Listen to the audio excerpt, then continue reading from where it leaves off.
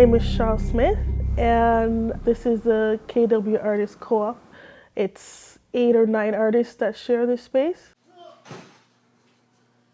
I use a technique called bead stitching. I started off with making jewelry with seed beads, and then that's now evolved into larger steel spheres that is just part of hopefully scaling up the work.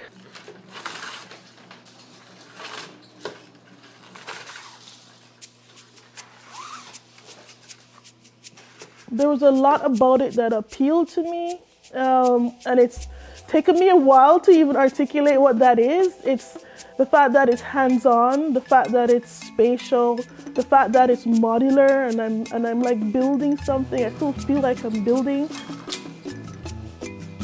I love playing with details like that. I love that granular comprehension of a thing.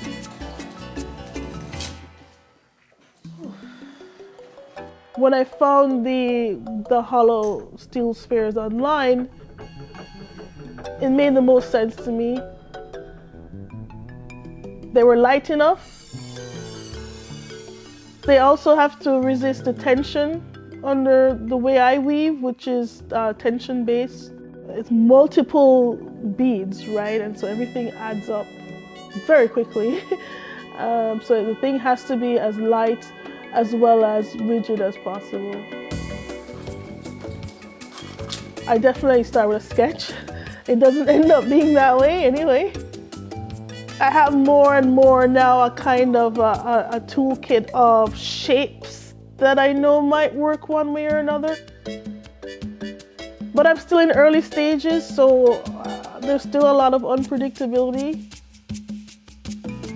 So far it's taken me some interesting places. I think that if I just go with it, you know, and have more faith in that it'll be cool no matter what.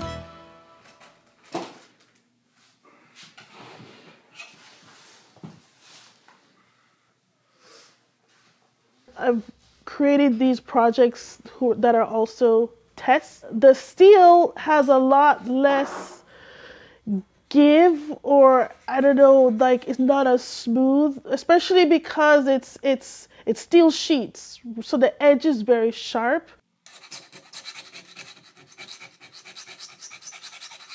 Whereas the seed beads, it's a bit more rounded, so there's a lot of, when the edges meet, it's a different kind of friction. It doesn't slide into place, let's say, as it does with the seed beads. So I'm having to like push and pull and form and weave and tighten, and it's definitely pretty physical, and I have to take a lot of breaks. This one is made of, I think it's about 8 triangles. And so by the time I reached triangle 4, I finally felt like, okay, I'm understanding this weaving a bit more. I was weaving too tightly, and so the metal was just grinding and it wasn't moving. And I really wasn't happy with them. I knew that I would hate it as a finished piece because there's a aesthetic that I'm going for, which is like a smooth gradation. I just decided to redo it, yeah, and I'm almost done redoing it.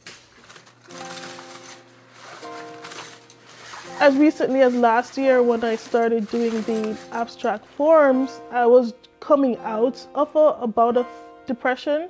I just had this real desire to just pour it all into my sculptures.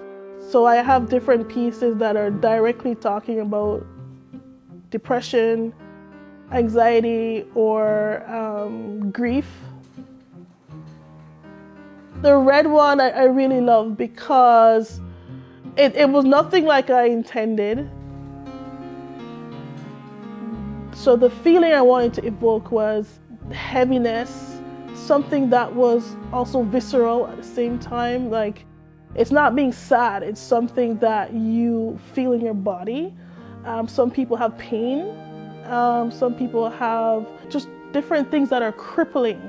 And so it's a crippling, all-encompassing feeling. I had a sketch and it wasn't like it at all, but yet it still came to the feeling that I wanted.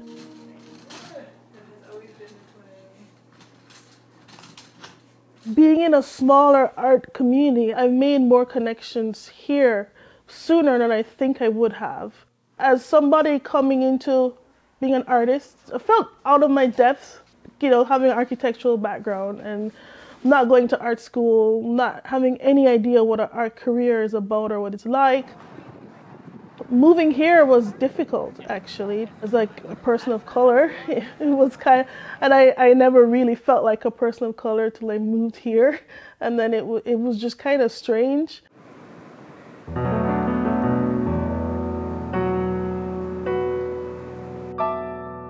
Art is a thing of the spirit. It's a thing of the soul. You have no idea what you're capable of. Whatever field or whatever form that your creativity takes, just be prepared to do it over and over and over and over and over again. And it's okay if it's stupid and it's bad. And it's like every single thing you do, you learn from it. I have boxes there of really ugly beadwork. And I learned so much. Document it too, even the ugliest things. You don't have to put it on your website, but document it, because you don't even realize that you've had a particular interest. There's something you've been gravitating to, and it's only over time that you can see that pattern. You think you're doing this or this or that or that, and then a couple years later you say, oh wow, I really like the color pink, or I really like geometry, I didn't realize that. Surround yourself with artists. It really, really matters. Having other art friends who are going through the same struggles, who you can share your anxieties with and you can share your struggles with. Only another artist, though, can really get that creative urge, that passion, that language. That's another thing that's definitely helped me. Eventually, whatever it is that you imagine for yourself, that if you keep being consistent, you keep working through the storms, that you'll get there.